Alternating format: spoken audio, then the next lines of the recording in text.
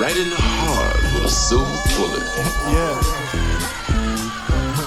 I think they plotting on me. Don't wipe their feet when they enter the L.A.R. I feel a cold stare. Think I ain't looking. Maybe cause I'm focused. No handout for the hopeless. Funny bullets, I caught them shots. Another piece of the puzzle connecting dots. You can find the truth of laughter and liquor. One more shot to an empty bottle. Then she gon' walk there like a model for me. Like I don't see her intentions all in my scope. At a time we were just friends with advice to land. Nothing special, I was dead broke, but we still got hope. Don't put my words, just pack and issue that raw dough. Just pack and issue that raw dough. Pack and issue that raw dough. To the people that listen, to my people, they know that I do care. With their hands in the air, rocking side to side. Now my work, yeah, it's time to ride. Where my niggas at? My niggas ain't my niggas no more. Push me to the back, label to change up his swag. I do it for us, I'm pro-black. Don't rock it the sheet get, wooden beats or all type of African shit. Just rock a table fade, swagger till I'm made. Polo collars and fly kicks. Just polo collars and fly kicks. Exclusive shit, not get wig. Keep it coming, just don't stop. The revolution starts with shot. Bang. I'm respectful to my people, and I want to represent my people. And I don't want to be a bad representative. I can't be blind, make the blind lead the blind. We all follow the shit. Now my mama said, baby, act like you got sense. They act like I only act right for Lent. Been living in purgatory, brown nosing for heaven. Not sure if I'm getting in, cause I ain't paid a reverend. Who looking at me when I ain't looking, judging my character? I can't put down my guard on this planet, packing the camera. Ready for my close-up, the lens gets bigger. Won't play me on BET, cause I am not a nigga. My heart is like a powder keg, ready to explode. Smell like strange food, cause I'm America's cologne. It started with the hello, think you're a nice fellow. You're ballin' like Carmelo, we treat you like Othello. L.A.R. we the stars, turn a rapper to a prophet. Bulletproof 306, keep your hands in your pocket. Jordan rules for my life, you contain them, can't stop them. I'm living sky high so the clouds can't drop them. My life is like a miracle, my words are just imperial. I'm edible, I'm audible, I'm digital, I'm visual. Spit like Komodo, go like Bruce Lee. Roy beating the mean as bad as Mofo in the dojo. Life is so amazing and raps like Jesus. They said hip hop is dead, but today look like Easter.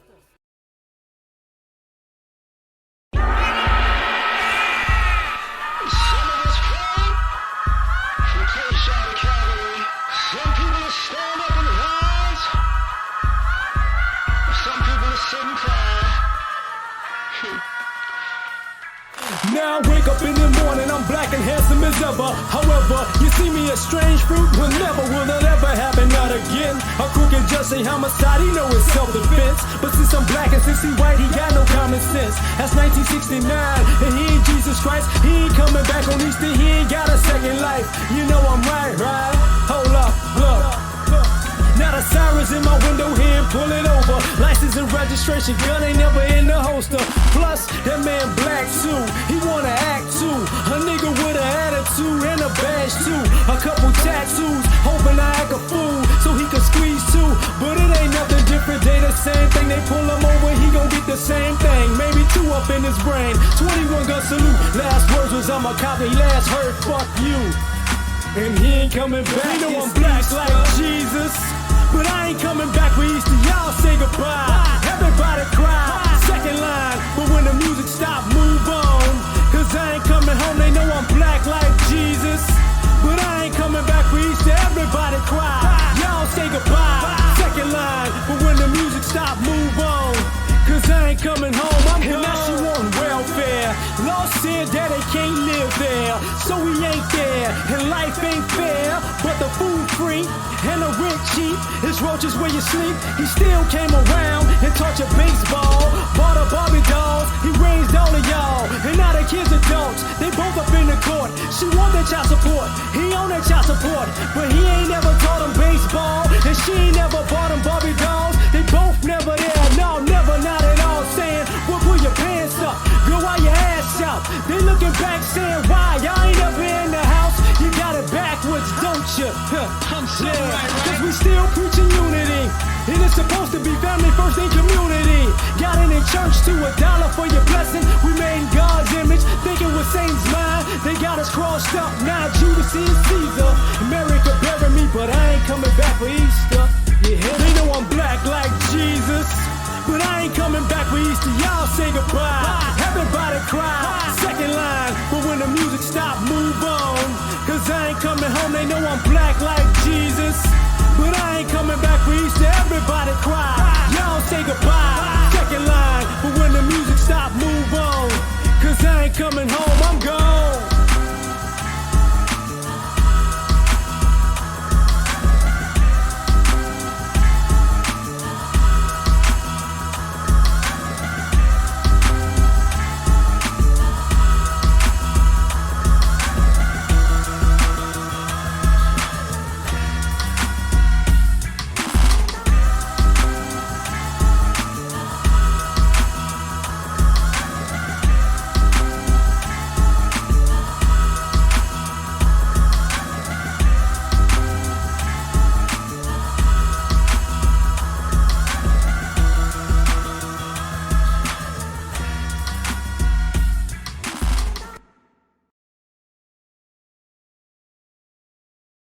I count 6 shots, nigga.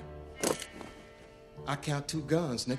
You said in 76 years on this plantation, you seen all manner of shit done to niggas. But I noticed, you didn't mention kneecapping. Motherfucker! Every single word that came out of Calvin Candy's mouth was nothing but horse shit. But he was right about one thing. I am that one nigga in 10,000. You ain't gonna get away with this, Django. Lord, what they gonna do to your ass? They ain't gonna just kill you, nigga. You done fucked up. This Candyland, nigga. We been here and always gonna be in Candyland. Go! You uppity son of a... What's happening, fam? L.A.R. movement still moving.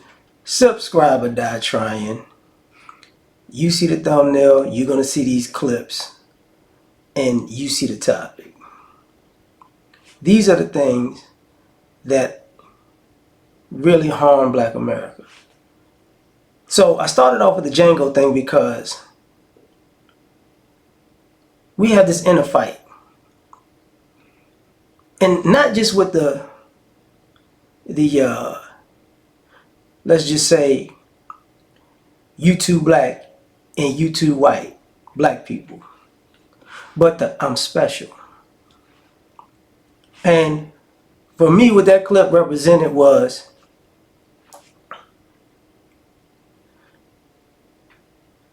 Stephen was special. And then Django became special. And those two specials couldn't come together. They clashed because one was out for self and the other was in essence out for family. Let's just say that. And what you wind up seeing in America is we do have an issue with not letting the other person be who they are and treating them like who they are. See, Stephen understood Django. Stephen looked at Django as an enemy.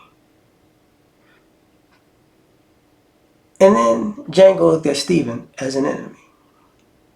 And they treated each other as such. But even in Stephen's death, he was so concerned about the good white people. These white people gonna do something to you. All these white people gonna get you. Yeah, Django, the white people gonna get you. They ain't gonna get you, Lord. And Django was like, man, F all that. Now, in this also is another thing that strikes me. Because some of us are looking for our fantasy freedom. In the sense of, man, when I blow up the big house, oh, I'm going to feel good. It's like, are you? You know, and that's a legitimate question. Because some of us are just wanting to be rebels so much that we're special because we're rebels, that we become rebels without a cause. I'm not saying Django didn't have a cause. He definitely had a cause. But I'm saying that there are brothers out here who just rebels with no cause. And I'm playing the I'm special card because, you know what I'm saying, I ain't doing what y'all doing. Because there are guys who are trying to, let's just say, tear down the system, who look at people who aren't Stephen as Stephen. You know, you're a little too assimilated for me, brother. You're a little too go along to get along for me, brother. You ain't a real one, brother, because you don't argue about everything, brother. And it's like, ultimately, do you want? Are you fighting? Do you really have a fight with the system, or are you just trying to fight black people as a representation of the system because you scared to fight white people? Because you just want to be seen as special, you know. And to me, it's an issue. It's a big issue. Because mentally, when you see these two sides differ and clash and collide, there's two different ideologies. Now, everybody was, people were talking about the Larry Elder and Breakfast Club thing. And the interesting thing about that is, to me, is whenever you get, let's just say, a black Democrat and a black Republican, or a black liberal and a black conservative together, you're always going to get two different points of view. Oh, he smashed him, he killed him, he destroyed him. Oh no, he destroyed him. He made him embarrassed him. He made him look foolish. And it's like, nobody is ever gonna be right, because they're coming from two completely different perspectives, two completely different schools of thought, and they're gonna say stuff that don't make sense to each other because they don't want it to make sense to each other. So you see this over and over again. And now, now when it comes to this political thing, who's the clear enemy? Who is it, Is it Charlemagne? Is it Larry Elder? Because politically, I can tell you, in my opinion, conservatives and liberals are both enemies to black America. Black conservative liberals and black conservatives and black liberals. A black conservative is going to excuse everything that happened that created this situation, and is going to kowtow to white people and be their little lapdog. A black liberal is going to fairy tale everything away and say, yeah, a little symbolism wouldn't hurt. A little symbolism could change the world. No resources, just symbolism. And then we wind up in the same spot. We need to get more programs. Black liberals just talk, but they don't see the whole thing through. So ultimately, you got black people who are not liberal or not conservative, like politically in a sense. And they're in the middle like, look, man, I'm a hardworking black person, and to be perfectly honest, both of y'all don't speak for me, and I don't even know both of y'all, because it seems to me that y'all both placating to politics for a paycheck. And y'all just throwing arbitrary black people in there under the bus because y'all special Negroes. You got people. You got black conservatives who really don't hang around black people and talk about us black people as if we, I'm black, but I don't hang around them, but I know what the blacks think. And then you got, black liberals who, I'm so hood. I'm so hood. I know I'm black. I know I'm blackity black. Cause I listen to rap music. I'm in the hip hop culture. I'm black, and I know what we thinking because I'm black. But they live in the same, sheltered life as the conservative. Yeah, I'm gonna go back in the hood sometimes, and I'm gonna say what's up, and I'm gonna come through. But I'm black, right? I got my card, right? It's like, oh, okay. I'm a special Negro who can speak for us all. And then you're not paying attention, and you realize both of these people ain't speaking for you at all. They're both, speaking of black America as a minstrel show. So that's the first issue with one of our issues is black America is the special Negro syndrome. So let's look at this clip, because this is where we're about to go next with it. All right. Check it out. If I hit the lottery and get 100 million, my family gonna shout, we won. But if I go bankrupt, they say, you bankrupt. I am tired of having people in my life who wanna reign with me, but don't wanna go through no rain with me. Because if we win together, we lose together. I wanna declare it's my winning season. Everything attached to me get ready to win this year. We winning financially, emotionally, spiritually, mentally, professionally. But what if it's my losing season? Are you gonna lose with me? Or you gonna jump ship? Stop putting the tag we winning on people who ain't experienced we losing. What's happening? Let's get back on it. Now we gotta talk about the fair weatherness. You know, that's been tearing us as a community down. Because I'm gonna get to family a little bit later in the sense of family issues. But when we win, when you win, we win. But when I lose, I lost. And when you think about, you know, this country and its financial situation and how, you know, the median income for black Americans is supposed to be zero in the next 20, 30 years. And you think sometimes how we're at each other's throats, and sometimes rightfully so. What we don't talk about enough is how we got family and friends who are waiting on one of us to win so they can take care of all of us. And you've got this happening in the upper class, you got it happening in the middle class. You got people from poverty coming up to the upper class and middle class, and they're dealing with it. And we've been dealing with it.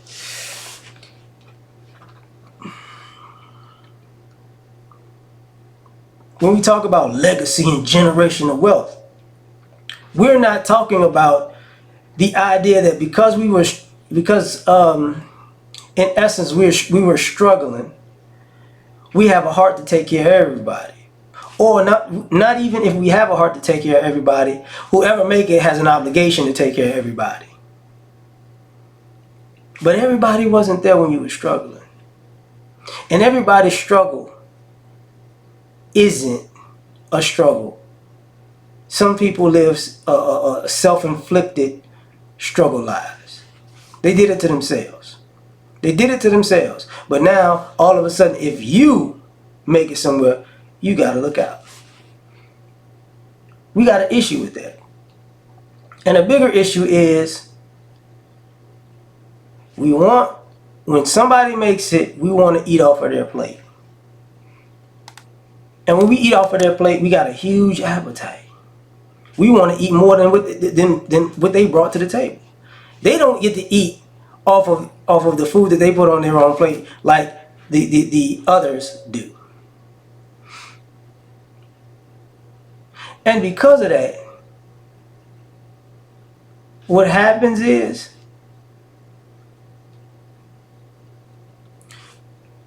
nobody's watching a group eat the plate until it's empty. Because everybody just stuffing it. I'm getting more. And this person, I'm getting more. And that person, I'm getting some more. And that person, I'm getting some more. And that person, I'm getting some more. It's a lot. We got seconds, we got thirds. Oh, look at the food is still here. And then you get to the bottom. And now the person who brought all the food got an empty refrigerator, an empty pantry. And y'all go, oh man, you stupid for letting them eat all that food. Oh, the speech was we family in the beginning, you know, we gonna make it work. I swear, you know, I'm gonna pay you back. I got you. You know, I ain't gonna disappoint you. I'm trying to tell you I'm going through something, but I'm gonna make it out. I mean, God bless you or something so you can help all of us. It's a God thing. But see, once the food run out, you stupid. Or God will provide you some more. God will always bless you. So now you got, you know, kids who've grown up to take care of their parents, who some of those parents didn't take care of them kids, who those parents ain't gonna take care of the grandkids, and they ain't leaving nothing to the kids or the grandkids, and then the kid got to take care of the parent and the kids, and hopefully provide enough for the grandkids. Because we family, baby. You know, if you blessed, we all blessed. But nobody's blessed enough to leave somebody else's blessing alone. Nobody can say, you know what, you got that. Congratulations, I'm happy for you. What I'm not gonna do is sit around here and try to eat off your plate. If you offer, that's one thing. But if I impose myself, that's another thing. So, all of these fair weather friends, you know, they show up for you in the club. They ain't gonna show up for you in the hospital. You know, they show up when you spending money. They ain't showing up when you ain't got none. Or when you say, I ain't got it. And I don't know you no more. This is what keeps going on. And when people are like, well, you know, how come we're not making as much money as we could? Because, shout out to Mr. Z and Roger Report. We were talking yesterday. And at one point we talked about household incomes. You know, groups have a household income, a median household income. And that's normally 2 people. In Black America, our household income is normally 1 person. So now you got people with a household income and somebody's siphoning off of that household income, and somebody's living off of it, and somebody's destroying stuff off of it. Like, how many of y'all have had a car or cars and somebody used your car, took your car and used your car, and somehow dented your car, somehow wrecked your car? You know what I'm saying? Somebody came over your house and somehow, you know, you can have, you don't mess up your stuff in your house, but when they come over, they break everything. You know, somehow, you know, people need help. And somehow when they need help, you know, they don't know how to not overextend you. How to, they gotta be as big of a burden as they could possibly be. They gotta say, look, man, look, I know you're looking out for me, but when I'm here, I'm gonna eat up all your food. Like, if you work all day and you come home and you really hungry and thirsty, ain't nothing gonna be there because I just sat in the house and I ate it all. But you can, once you get off work and you come see that, you can go to the store and get some more. And then when you go to work again, I'm gonna eat all that too. But you're looking out for me, man. I really appreciate what you're doing. You know, I got your AC blasting all day long. Your bill is now $3,000. But you're looking out for me, good looking out. You know, I need to get on my feet. I got kids. My kids tearing up your shit, but guess what? When we get on our feet, we're gonna get our own shit. It's gonna be better than yours too. Watch. And we're not gonna clean up nothing. And we gotta stop being so naive to go, I'm losing with these people. Why? You know, they're not bringing anything. They never brought anything when I was losing. They never brought anything when I was in a season on my own. And I couldn't get no help. I couldn't get any support. You really got hardworking people who really didn't benefit off of having a support system, wound up being a support system to multiple people. And the resentment grows. And that's how the separation happens. When people go, where all the people in the community? Well, how come the community doesn't come together? Because there's a certain demographic of the community that's been helping the community while you've been talking about helping the community. And you want them to keep helping, and they said no more. Absolutely not. Absolutely not. So we got to deal with that. We really, really got to deal with that. So, you know, when it comes to that, I'm going to leave it at that. Now we're going to talk about this parenting situation. You know, so let's get to that. You know, check this clip out. We're going to be right back at it. I don't know what's going on. I think it starts at the crib. It starts at home. We're so soft with our kids, and we're guarding them and protecting their feelings and emotion. That we're not raising dogs, man. We're raising cats.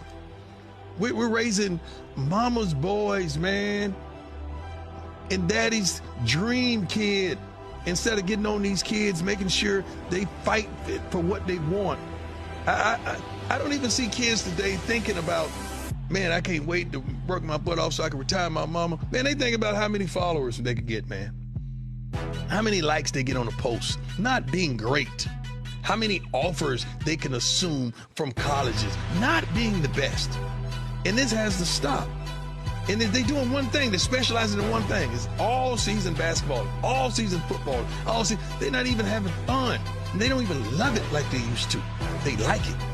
Just like Instagram, they like it. Just like Twitter, they like it. That's what they need to do. We need to put a love button on social media. Because a lot of folks ain't loving stuff no more. They like it, but where's the love? Because anything I love, you're going to give everything you got to it. Anything you like, it is what it is. Prime got a point. Prime got a point. One more time. Prime got a point. See, with all of the issues that's going on with, let's just say, the gender war and single parenting, but not just that. Us and Gen X, some of the boomers still, and even the millennials. We've had kids and we've parented, or we're parenting. We're making our kids weak. That's what we're doing. Y'all don't want to admit it, y'all don't want to say it, but it's true. We're making our kids weak. And when I say weak, we don't have any standards for them. We want them to go and be free and explore and live life. And, you don't have to deal with the traumas that I have coming up. And you don't have to deal with the things that I dealt with. You could just go do whatever. And now they're turning into little suburban kids who want to travel the world and backpack and not produce anything as adults. So we're setting ourselves up for failure because we're not like that as a group of people. Y'all want these kids to go here and go there and experience this and experience that and then come back. And guess what? Now we got generations of, we got a bunch of adults in arrested development and they ain't grown yet. Some of them are parents. They ain't grown yet. Everybody wants to, I want to travel. I want to go see the world. You got people who want to travel and got a wanderlust and I want to go to brunch and I want to go to the club and I want to go to the concert and I want to go to the event. I just want to live my life. And guess what they doing? They living their best life. And they're going to have to pay for it when they 40, 50, 60 because they're not really, they're so concerned about the experience of life, they forgot that they're going to get older. That's why you got people in their 30s and 40s and 50s, like, I'm finna get a house, you finna sign a 30-year mortgage. Now they got 40-year mortgages. Now you finna do that. Why? Because of parenting. Because my grandparents were very influential as parents to me. And they'll say, yo, that's hustling backwards. You see, what you're supposed to do is you're supposed to work when you're young, get your things in order, stack your money, and then when you get older, you can live your life. But now people are like, I don't know, you might die tomorrow, so I'm going to live my life now. And then your dumb ass wind up being old, and you got nothing but pictures and passport stamps of all the places you've been and the restaurants you ate at, and all your time swimming in the ocean and the concerts you've been to. And guess what? Now you can't afford anything because you could have got in early when you was younger, but you decided to get in late when you're older and inflation is kicking the world's ass. And I was kicking your ass. And now guess what? You ain't got nothing to give your kids when you pass away. So guess what you're gonna do as a parent? I just want you to feel wonderful. I want you to feel heard. I want you to express yourself. I want you to just be whatever you want to be. Do whatever you want to do. Because I'm telling you, you got to feel free. Now you got boys running around here with ponytails and dyeing their hair. Now you got girls running around here thinking they acting like they boys, but they girls. But they don't know how to be a girl and they don't know how to be a boy. Because all of them expressing themselves. And then they making all of these decisions. Because, now you can be trans stupid and trans common sense and trans smart. It's like, okay. And the parents ain't saying, no, we're not doing that. We're not doing that. Hell no, we're not doing that. We're not doing that. No. You got to get certain grades in school. You got to do certain things. You know, outside of school, you got to be able to be a functional adult when you become an adult. You know, you got men and women in their 30s, their 40s, their 30s, who are still trying to figure out how to be an adult because their parents didn't purposely didn't go, you know, I can't let you do that. People was, y'all out here being y'all kids' friends, and now y'all kids are having kids, and they're treating their kids like friends, and now your grandkid is getting treated like a friend, and you see, man, these kids bad as hell. No, the parents is bad as hell. Because somebody could have said something at any point. Somebody could have stepped in at any point, but nobody did because everybody was too busy having fun. And my grandparents' generation was like, nah, dog. Nah, hell no. Hell no. You're not just going to run around here having fun, and then when it comes to being an adult and be responsible, you're just going to go act like you stupid. And don't get it twisted. My grandparents were also the generation that gave, I would say, baby boomers and some of us Gen Xers a leg up in life because part of their struggle was they didn't live their best life because they passed on enough wealth to us so we could live better than they did. But guess what we did? F it off. You know, F it off. So now, you know, you're seeing the structure of Black America and the Black family go downhill because when, what is that, the silent generation, the greatest generation, when they died, there were really, you know, no new patriarchs and matriarchs of the family. There was no, you know, paws and big mamas who was like, look, this what y'all gonna do, because right now you're effing up. You're gonna do this. There's no more of that. It's I gotta do me. And what y'all don't realize, it's a bunch of spoiled kids in the family that became old. And now the family tree looks ridiculous because the spoiled kids had kids and catered to their kids, and those kids had kids and catered to their kids. And now guess what? Kids are soft as hell. Parents soft as hell. Grandparents soft as hell. Worried about the most superficial things. Looking for somebody who's exceptional in life to bail all three of these generations out. That's why I brought up the money thing in a previous segment in the clip. That's why you hear that, oh, I need to find somebody who makes six figures. That's why all of a sudden you're gonna see women acting like strippers and OnlyFans models for UPS workers. He ain't making how much? What can Brown do for me? Because I'd do it to him if he got it. This is how it's about to go down. Because of parenting. And I say that to say this. Parents have taught their kids that it's okay to ride somebody else's coattails. It's okay to use somebody for a leg up, knowing that you don't give a damn about them. That's all right because you got to get what, you know, you got to use what you got to get what you want type of mentality. So it doesn't matter who you screw over. It doesn't matter how you screw them over. It doesn't matter what you did to a person. It doesn't matter that you're dead wrong. All that matters is what? Teach your kids to be a user just like I taught you to be a user. And somewhere it's going to work out. Because people didn't use their parents, people didn't use their grandparents, people didn't use their kids, people are going to use their grandkids, people are trying to use whoever they dating, people are trying to use their husband, people are trying to use their wife, or people in their family. And then when you see somebody that's a stand-up person, and they're like, nah, we ain't having that. That's when you hate us form together like Voltron, and we gotta take that one down because they so old school. They remind me of Papa or Big Mama. No. They gonna right the ship.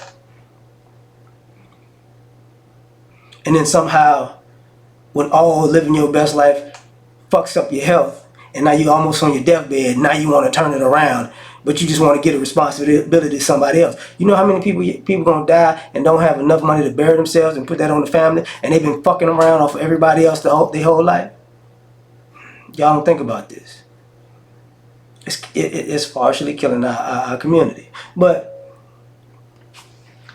I'm gonna put a pin in that, and there's a caveat to that. Because there's another little part of this that's really got to be talked about. Because this is also problematic in our community. So check out this clip. I had two guys call in. They work at DNA testing centers. One guy had to quit. One guy still works there. He told me 40% of the children are not the man's child. 40%. 40%. He said 40%. Somebody call Maury. It's usually make DNA testing it's mandatory. It's two scenarios. It's where the woman, the person's getting a DNA test because the woman claims that is their child. Turns out it's not. The other one is where the parent is on a deathbed and makes a confession, or they need a liver transplant, blood transfusion, and the blood type. There's no way that can actually be the father. So then they find out that because of medical reasons. You mean that's not my father? Then the father finds out from that way. He said it took such a toll on him that he could no longer do it because he would be sitting on the phone counseling the men and the grown children who these women falsely accuse. We see it on Maury, we see it on paternity court, but yet we say men need to be held accountable.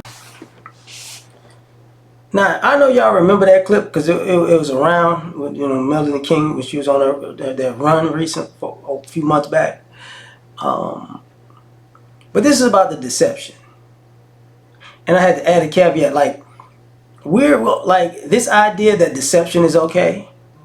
Because I can play a bunch of clips of a bunch of instances on social media. You can use movies. You can use people, having these shows, these reality type of shows, these DNA type of shows where, somebody's lied. And if his dad that's lying, throw the book at him. If his mom that's lying, we just, anyways, and moving on to the next topic. Mom got caught in that boy, but hey, I love you. That's a problem.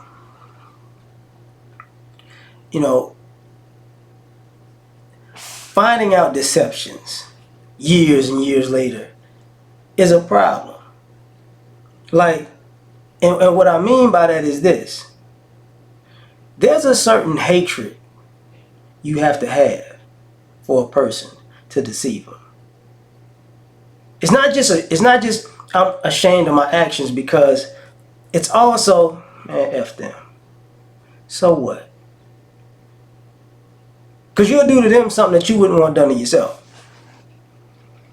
And as long as you getting over at the moment, it's not a big deal. And when she talked about the DNA testing in the sense of, getting older and say, I look at it like the Ancestry.com test, and let me check out my family, and you find out that your daddy ain't your daddy. And it's like, what the hell going on? Or you find out you got siblings and nobody didn't tell you nothing. Like, what you talking about? I don't know what's going on. It's like, wait, time out. What are we doing here? We're being deceptive. We've perverted religion to the point where we use God to cover up a lie and not expose the truth. We use God to forgive the sinner, and somehow they're a habitual sinner. And we use God to ignore the person that's doing the right thing. God don't need God. Don't worry about you. God looks out for babies and fools, and you're not a baby and a fool. So, you know what I'm saying, you're on your own. But God gonna look out for me because I'm fucking up every day. I'm doing it on purpose because I need to be blessed. It's like, oh, okay. You see these kids. I saw a clip of Vince Staples talking about when, his nephew's bad. So he's like, I got to stay away from him. And he's like, because when he was a kid, he's like, as a kid, he would say lies because he knew his mama wasn't having it. And if his father came out the house, somebody was going to go to jail because he was real serious. So he used that to his advantage as a kid. And he got his parents in situations from being a badass kid that you shouldn't get your parents into. But he did it anyway. Because he was trying to get over. He was deceptive and deceitful. And now we're in a society, and America has always been this way, where, deception is looked at as intelligence. I lied to you with a straight face.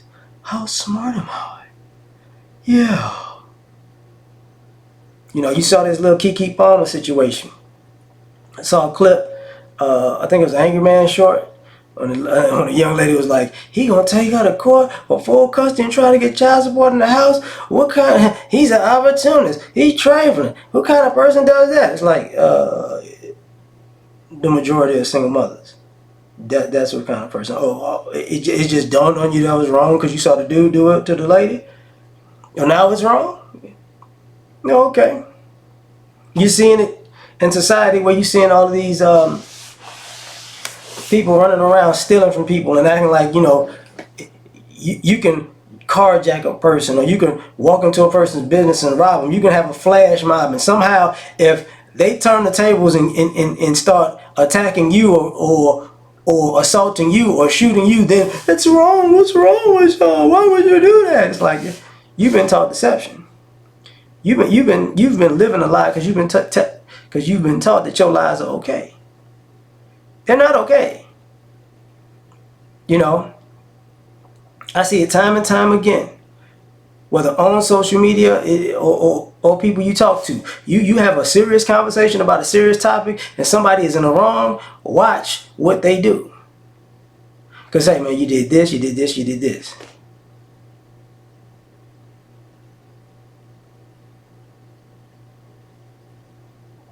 Huh? Understand? Huh? What? What about that time that you ate a Laffy Taffy after you left the gas station? So you're not going to address what I just said, huh? What? I can't understand nothing. I think I got an aneurysm right now. I can't shake it. I can't shake it. Oh, so you're going to play stupid for the rest of your life, huh? I was a genius when I was doing that scam all this shit to you, but now when, you're in my face, I'm just, no. I got autism. I can't, the lights is flashing. I'm on a spectrum. I can't comprehend certain things now. I don't get it, It's the trauma that I went through. I was raised in a toxic home. They gave me everything I wanted. I'm suffering from affluenza, so it made me apathetic to people. And what I did was, because I don't know right or wrong, even though I know wrong if somebody does it to me, But you bringing it what I did up to my face, and I don't know what to do because I'm gonna play stupid. So what you see even online is you see people who just skip over them being deceptive, them being a liar, and you see them celebrate. They like when you see like the dysfunctional, degenerate type of behavior. You see people celebrate dysfunction and degeneracy. But consequences, huh? I was just a child. I don't know what I did. I don't know. I didn't know that was wrong. Yeah, that's me on the camera. Yeah, I said it was wrong. I said I like doing that, but I didn't know. I didn't know it was really wrong, and I didn't know I liked doing that. That's me on camera messing that stuff up. I was under the influence, so I shouldn't have to pay for it. I wasn't. You was high? No, I wasn't high. I don't know.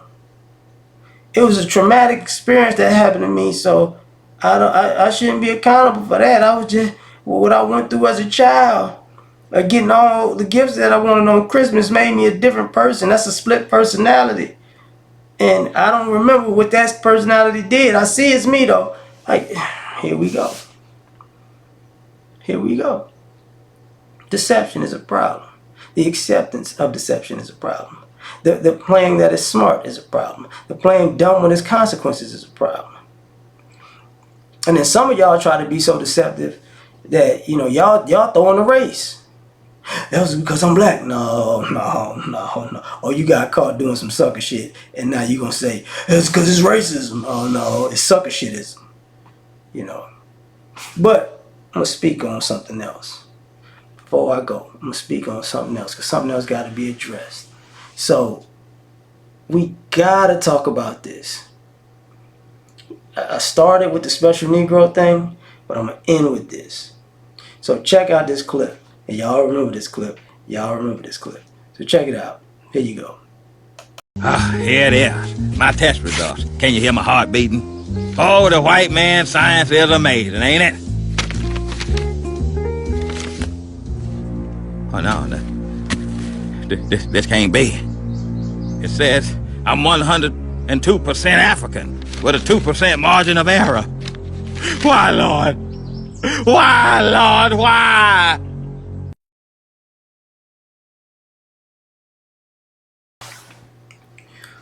I started with the special Negro, but I'm going to end with the self-hate. There is so much self-hate going on that people try to act like it's not self-hate. It's a big issue. And it's been taught to the kids. It's been taught in the family. And a lot of these issues, you know, even if you want to attribute it to racism, I get it. But some of this stuff is a choice to be a self-hater. What do I mean by that? Like, if y'all remember that Boondocks episode, Ruckus was about to hang himself because he was black. What am I going to do now? I'm black, so now I got to just wear oversized t-shirts and sag my pants and make dog sounds and twirl candy canes.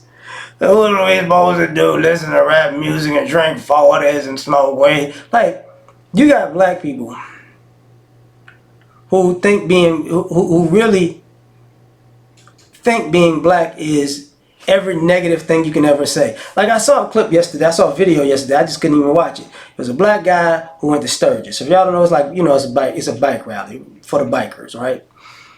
You know, I forget the Sturgis. I think Sturgis is in South Dakota. I believe so. And like the title was kind of clickbait, kind of, you know, they told me not to go to Sturgis, but I did it anyway. And when I heard the guy's voice, he was super suburban, and I'm like, you wasn't in the hood around black people telling you don't go to Sturgis around white people. So what are you talking about? I went to Sturgis around white people and I had a great time because the white people just like me. You don't believe what they say if going around white people. That's self-hate. Like you're reaching out for the affections of white. See, white people look good. White people look great. White people, I want to be white people. If being smart is like being white. Talking with the right tone is like being white. Yeah. See, I don't subscribe to black stuff, so that's why I dyed my hair and I put the earrings in and I want to be gothic because, I didn't have to be that. Why would I be black? Why would I? I didn't walk around with gold chains and gold teeth. I just wanted to listen to Korn, you know, and Marilyn Manson. It's like, you wasn't even born when Korn and Marilyn Manson was really doing their thing. You know what? Whatever. You know. You got black people, the self-hate. Like, I want to embody every negative stereotype of black people. Like, why are you doing that? Now I'm real. You're a real stereotype. What is this coming from? You know, I want to show you can't judge a book by its cover. So you mean to tell me you did all that to yourself to be to exemplify what a black stereotype is, to get to know, for people to get to know you, to show that you can't judge a book by its cover. Yeah, nobody got time for all that dumbass shit. Why don't you just be yourself in the first place? Instead, I'm gonna do this and I'm gonna do that and I'm gonna do that. I look like all these things, hey, but I'm really smart. It's like, oh, shut the hell up. It's self-hate. Y'all out here, you know, that's what we were talking about with the perms and shit. You know, self-hate, you know, my baby need to have this kind of hair because it's easy to manage. No, you just lazy as hell. And now you teaching your baby that your baby ain't cool. And I saw they used to have the clips of the little girls like, Mama, why your hair look like that and mine look like this? And then all of a sudden Mama don't want to say, self-hate, baby. Self-hate. You know, some of y'all parent in self-hate.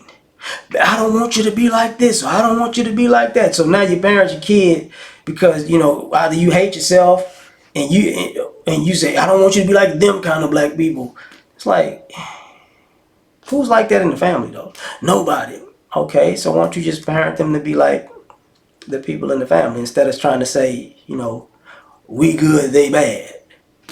Doesn't make sense. You know, because people use self-hate to feel better than another person. You know, same thing when people do that, the colorism thing. I get what people are saying, that people are color struck. I can see it in some people. You know, you see it. Somebody's lighter, they you so light. Oh, you so close to white.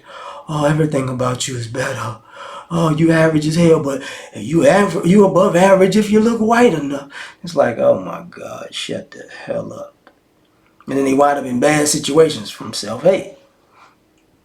And then you see people who, you know, like, you know, somebody who's darker, or the fetish, you know, I want somebody blacker than black with all African features because I'm anti-white supremacy. That should not have anything to do with you dating another black person. White people should not be in your damn mind when you're dating another black person. I'm getting back at the white people. What do the white people think? This would offend the white people. It's like, Same thing on the other side. Oh, the white people would love if I did this. They would accept me if I did that. Oh, the white people would say I'm the special Negro. Oh, the white people would say I'm a good black woman. Oh, the white people would say I speak so well. It's like, get the hell on. Y'all really like, you know, and in essence, I would say we're not like I've been in environments where you get around whites and non-blacks, and they have this animosity towards black folks, and they just be making up shit out of thin air, and you're like, what the hell that came from? That doesn't even make sense. What are you talking about? But they vocalize shit, and it's like, I don't even know how you came up with that ignorant dumb shit. I really don't. And that's not really a black thing. We don't get in the house and say, you know, white folks and the Asian white folks coming to get us. We got to get our guns. You know, the Asians are coming to get us. You got to protect yourself from the Hispanics. You got to get the Arabs. You got to take them out when you see them. We don't do all of that shit. But what we are doing is this unnecessary comparison. You know, I used to get on people about that. You know, you get something nice. You know, it's not just stunting on black people. It's the white folk will put it in their face. It's like, that was a little stereotypical. That was some old school shit I just did. But, you know, they gotta see me. It's like, why? Why they gotta see you? You know, they just want to let them know that we could get it too. It's like, you gotta let that self-hate go, man. You know, you gotta let that self-hate go. And the same as the other people who, you know, if you do things the white way, everything will work out right. Obviously the white way of doing things works so smart. You know, don't be a victim and have a victim mentality. Oh, okay, so I'm gonna come over your house and I'm gonna steal your shit. You shouldn't be a victim. No, that's different. That is different. Stop it. It's like, okay. You know, you see people who make themselves smaller than they need to be because of their own self-hate. You know, you're afraid to actually be yourself, you know, because you don't like yourself, or because you want somebody to like you as a self-hating version of you, for like a pat on the head, like a lapdog or something. It doesn't make sense. But I'm gonna leave it at that, man. These are the things that our community, you know, I always say about 5 things, a few things that the black community is dealing with. So, like, share, subscribe, or die trying. Catch y'all on the next one, man. Peace. It looks like a job for Superman. Do this, Spoken from the lips of the young, yes, I'm serious. of the old, bear of me. Yeah, gotta put it all in. And they are Superman. All the way.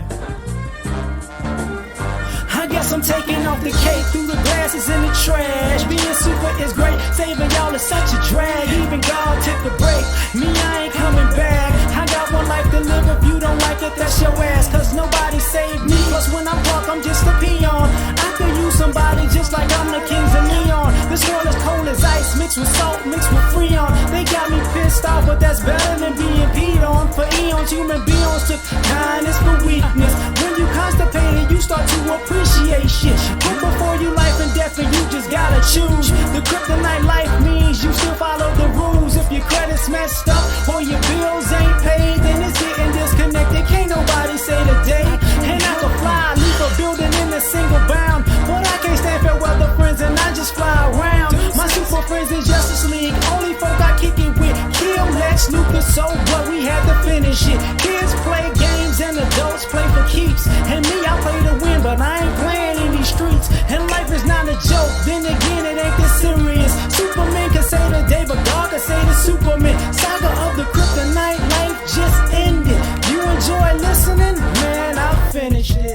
fellas, come holler at me. I got an ice couch. Thank you for coming out, listening. I knew you would like it because we made it. I'm so frigid and so fly.